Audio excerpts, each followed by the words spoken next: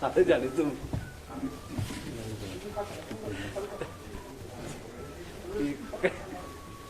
Ashok कलाजीव Singh Yadav test करा रहे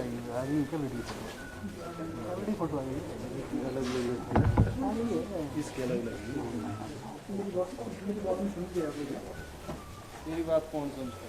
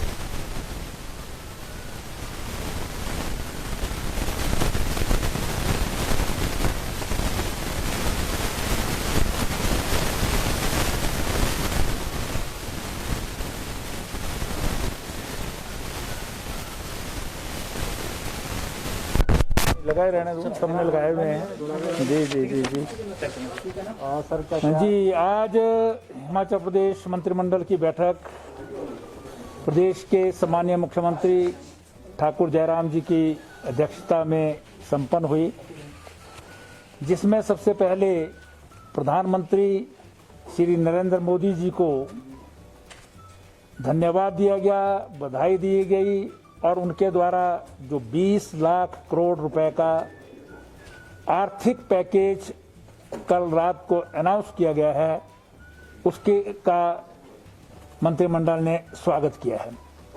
और मंत्रिमंडल ने ऑब्जर्व किया है कि इस पैकेज के कारण जो कोविड-19 के लॉकडाउन से उत्पन्न जो स्थिति है, उसमें आर्थिक स्थिति को मजबूत करने के लिए, उस एक्टिविटी को बढ़ाने के लिए और अर्थव्यवस्था को पुनः पटरी पर लाने के लिए जो है वो मदद मिलेगी, जिसका हिमाचल प्रदेश को भी लाभ होगा और इसका जो है वो मंत्रिमंडल भरपूर समर्थन और स्वागत करता है। मंत्रिमंडल ने आज हिमाचल प्रदेश में बिजनेस एक्टिविटीज बढ़ें, मैन्युफैक्चरिंग यूनिट्स यहां पर आए, doing of business, ease of business जो है वो इसकी दृष्टि से कुछ एक जो हमारे लेबर लॉज हैं उनमें छोटी छोटी अमेंडमेंट्स की हैं, जिसमें एक तो कॉन्ट्रैक्ट लेबर एक्ट जो है 1917 का है, बहुत पुराना एक्ट है। इसका हिमाचल प्रदेश की दृष्टि से जो है वो संशोधन करने को मंजूरी दी गई है। पर्टिकुलरली जो है वो जो एप्लीकेशन अंडर सबसेक्शन 4 होती है, उसमें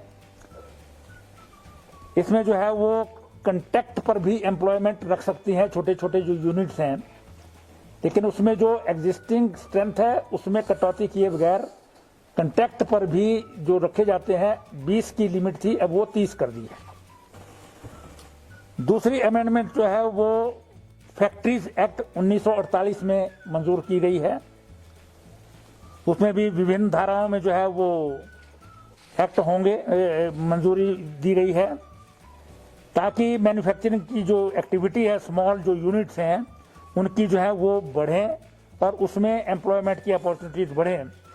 उसमें जो है वो अभी तक जो इस तरह की एग्जिस्टिंग जो थ्रेशोल्ड लिमिट्स थी वो 10 से 20 वर्कर की थी, अब वो 20 से 40 कर दी गई है, 20 to 40।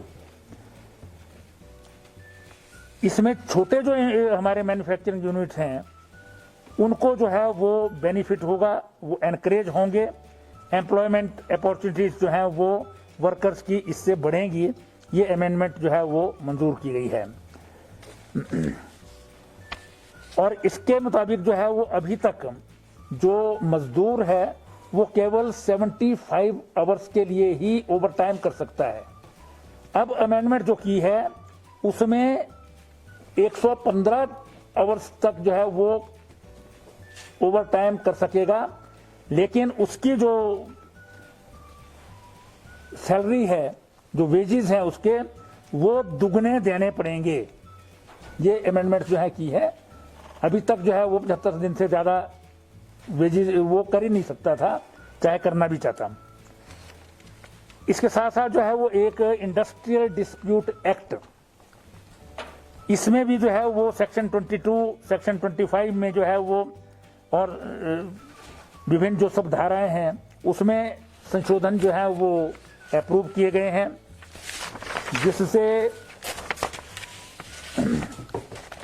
जो है वो इंडस्ट्रियल इन्वेस्टमेंट है, प्रोडक्शन है और एम्प्लॉयमेंट अपॉर्चुनिटीज हैं वो बढ़ेंगी और प्रदेश में बिजनेस इंडस्ट्रियल एक्टिविटी करने का जो है वो माहौल जो है वो ज़्यादा बढ़ेगा, जिसे हम ईज ऑफ डूइंग बिजनेस कहते हैं।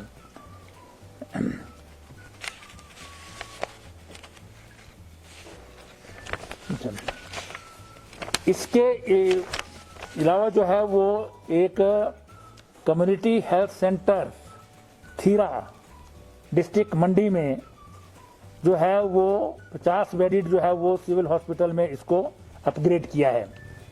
जो अभी तक कम्युनिटी हेल्थ सेंटर थीरा है उसे 50 बेडेड सिविल हॉस्पिटल बनाया गया। और इसी प्रकार से एक प्राइमरी हेल्थ सेंटर जो है वो भिखली है कुल्लू जिला में, उसे को जो है मंजूरी दी गई है। फिर एक जो है वो सिरमौर जिला में मैसर्स एल्को स्पिरिट्स प्राइवेट लिमिटेड है, इनको जो है वो काम करने के लिए, प्रोजेक्ट जो है पूरा करने के लिए एक्सटेंशन दी गई है। फिर एक कैबिनेट ने जो डिसीजन किया है, प्रदेश सरकार अभी तक जो है वो फूड में जो है वो सब्सिडी देती है। बहुत बड़ा सेक्शन जो है वो हिमाचल प्रदेश में सब्सिडी लेता है। इसमें मंत्रिमंडल ने तय किया है कि जो इनकम टैक्स पेज हैं उनको जो है वो सब्सिडी 1 साल के लिए बंद कर दी जाएगी। उसके साथ साथ जो सब्सिडाइज्ड रेट्स पर दालें, तेल और चीनी, उसमें जो है वो सब्सिडी कुछ कम की गई है। लेकिन दूसरी तरफ मंत्रिमंडल ने जो बीपीएल के जो है वो कार्ड होल्डर्स हैं उनको एज इट इज जो है वो जिस रेट पर अभी मिलती है वही चालू रहेगा। और उसके अलावा इनकम बढ़ा करके लगभग 45,000 कर दी गई है, जिसमें एपीएल के भी 1.5 लाख लोग जो बीपीएल से ऊपर हैं और एपीएल में निचले स्तर पर हैं, उनको भी बीपीएल के बराबर आटा और चावल जो है मिलेगा। ये नेशनल फूड सिक्योरिटी एक्ट में जो प्रदेश सरकार ने जो इनकम है वो बढ़ा दी है। 1.5 लाख इनकम टैक्स एम्प्लॉयज बाहर जाएंगे, लेकिन उसी प्रकार से जो है वो 1.5 लाख जो है वो जो कंपैरेटिवली जो है वो निर्धन है, उनको जो है वो एनएफएसए में जो है वो इंक्लूड कर दिया गया है, जिससे उनको बहुत ज़्यादा जो है वो राहत मिलेगी। अब जो है 3 रुपये 30 रुपये पर केजी का आटा और 2 रुपये पर केजी का चावल जो है वो उनको मिला करेगा। तो ये दोनों तरफ जो है निचले को ऊपर बढ़ा दिया है और इनकम टैक्स की सब्सिडी जो है वो कम की है, कंप्लीट खत्म नहीं की है, कम की है। 30 रुपए की अभी सब्सिडी मिलती है, उसमें 10 रुपए कमी की है। वो इसी प्रकार से जो है वो चीनी में जो अभी तक 12 रुपए सब्सिडी थी वो 6 रुपए सब्सिडी रहेगी, 6 खत्म कर दी है। तेल में भी 10 रुपए की थी, 5 रुपए रहेगी। इसकी कई बार आवश्यकता भी नहीं पड़ती है, रेट्स जो है कंपैरेटिव बेसिस पर जो है वो सारे हिंदुस्तान से जो है वो लिए जाते हैं। तो लेकिन जो एक्सचेकर है उसमें जो है ये कोविड के कारण जो है वो इसमें 1 साल के लिए ये जो है वो कम किया गया है। इसके अतिरिक्त जो है वो हमारे मंत्रिमंडल ने जो है वो अटल आदर्श विद्यालय जो माननीय मुख्यमंत्री जी ने अनाउंस कर रखे हैं हर कंस्टिट्यूंसी में बनेगा, उसकी गाइडलाइंस में जो है वो परिवर्तन किया है। पहले तय किया था कि जहां नवोदय विद्यालय या सेंट्रल स्कूल होगा वहां नहीं बनाए जाएंगे, लेकिन अब ये शर्त हटा दी गई है। प्रत्येक कंस्टिट्यूंसी में जो है वो एक अटल आदर्श विद्यालय जो है बनाया जाएगा।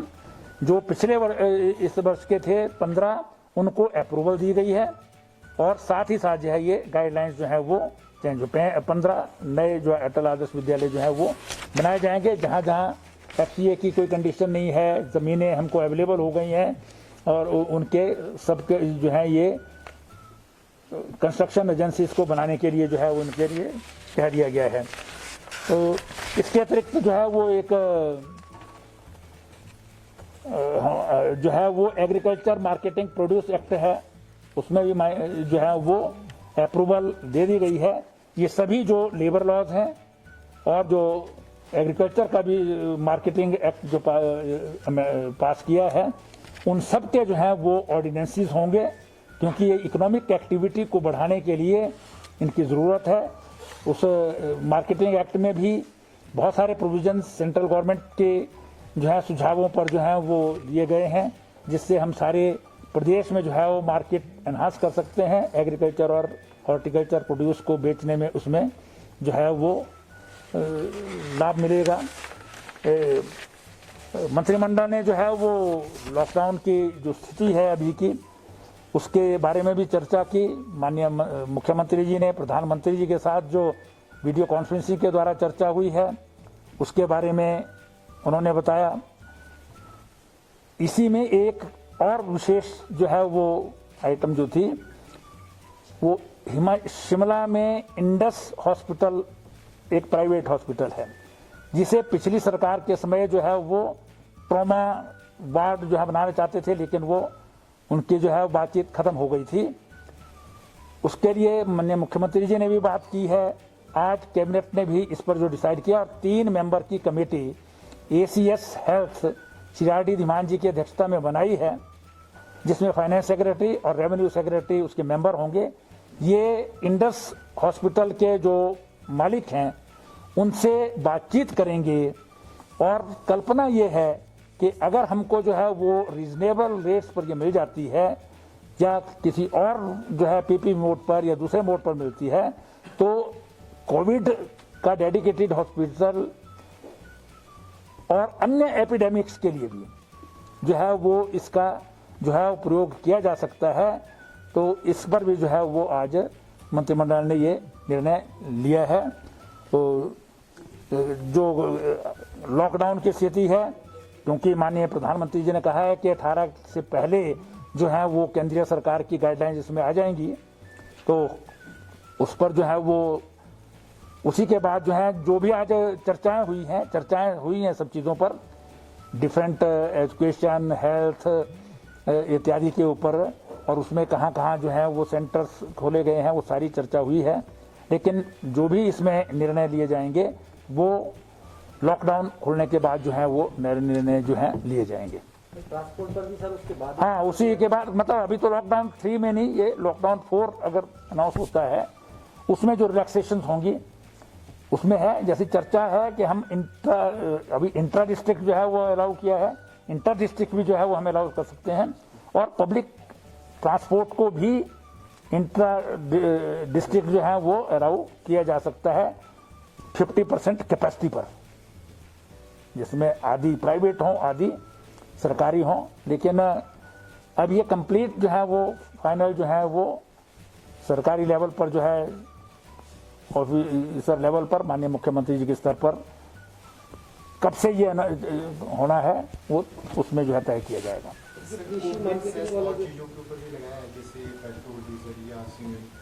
कोविड पेट्रोल और डीजल पर जो है पहले लगा चुके हैं, दोनों पर 1-1 रुपया जो है वो पहले लग चुका है।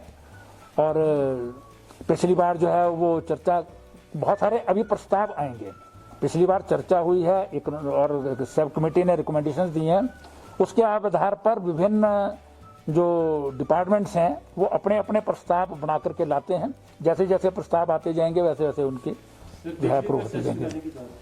अभी प्रस्ताव नहीं आया, इस बार की कैबिनेट में नहीं था, इस बार की कैबिनेट में जो था वो बता दिया। स्कूल कॉलेज और यूनिवर्सिटी के खोलने के पीछे तो उस पर भी चर्चा हुई है, लेकिन वो सब जो है उसका फाइनल जो है वो लॉकडाउन 3 के खत्म होने के बाद ही होगा। सर, APL का जो सब्सिडी खत्म की है, फायदा मिलेगा, उसका कितना असर पड़ेगा, कितना रहेगा? APL नहीं है, इसमें इनकम टैक्स पे ज्यादा है, इनकम टैक्स पे कितना, लेकिन APL के जो निचला तबका है जो 1.5 लाख लोग हैं उनको जो है वो फायदा है। इसे टोटल जो है वो 71 करोड़ रुपए कृषि मार्केटिंग प्रोड्यूस वाला जो आपने बचेगा हाँ। 71 तो जो कृषि मार्केट हाँ, उसका ऑर्डिनेंस आएगा, अब अप्रूवल कर दिया इन प्रिंसिपल उसकी। ये दो ऑर्डिनेंस आएगा ना सर, ये हाँ जी, 2 ऑर्डिनेंस होंगे ना जी, एक APMC का और दूसरा इंडस्ट्री। एक APMC का, इंडस्ट्री के तो 3 होंगे क्योंकि 3 एक्ट हैं ये अलग अलग। इसमें इंडस्ट्रियल डिस्प्यूट एक्ट है, एक फैक्ट्रीज एक्ट है और एक कंट्रैक्ट लेबर एक्ट है। इन तीनों के अलग अलग ऑर्डिनेंसेस जो हैं वो संशोधनों के होंगे।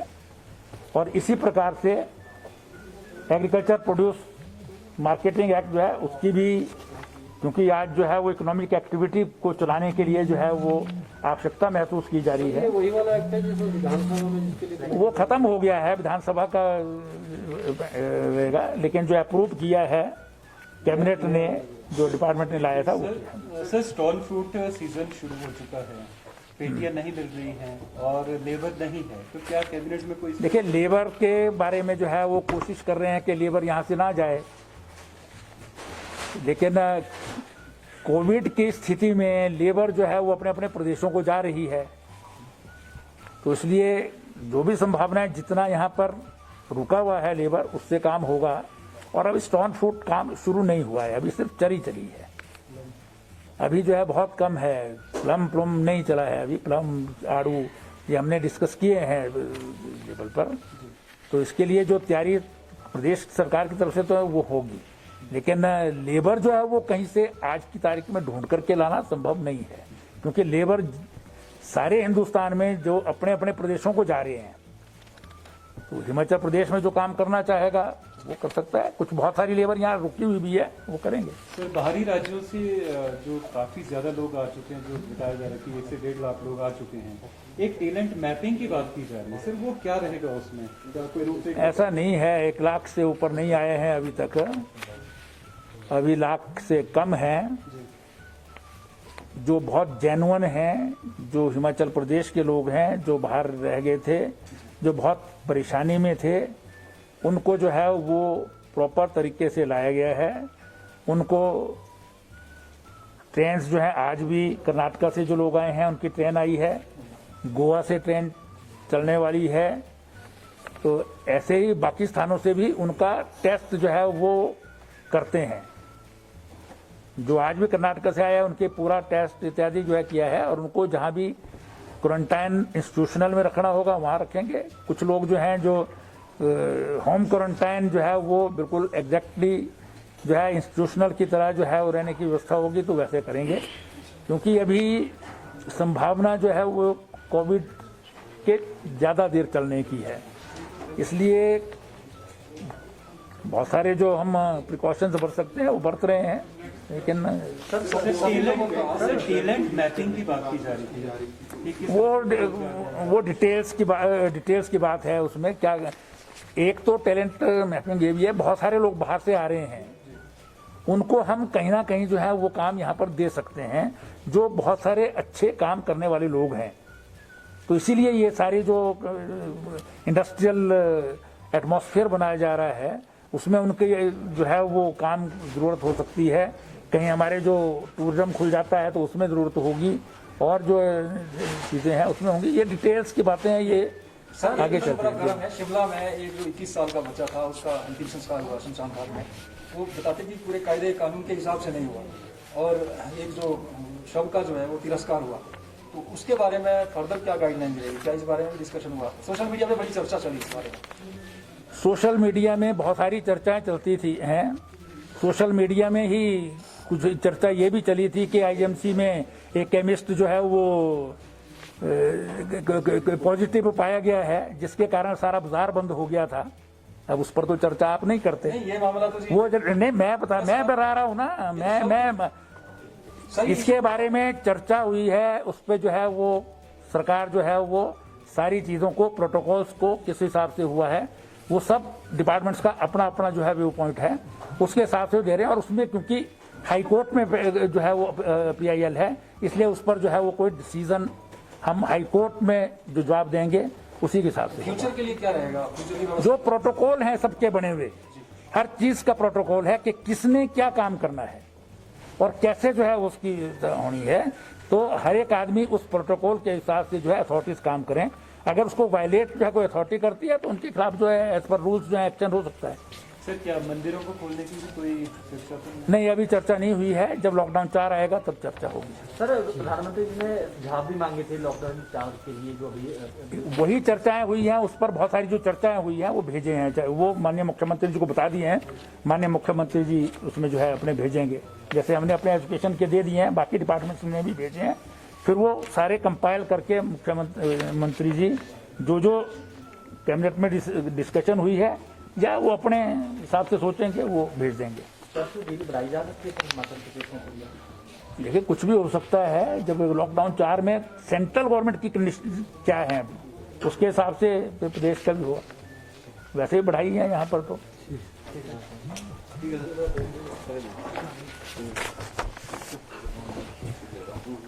जी ठीक है जी। हाँ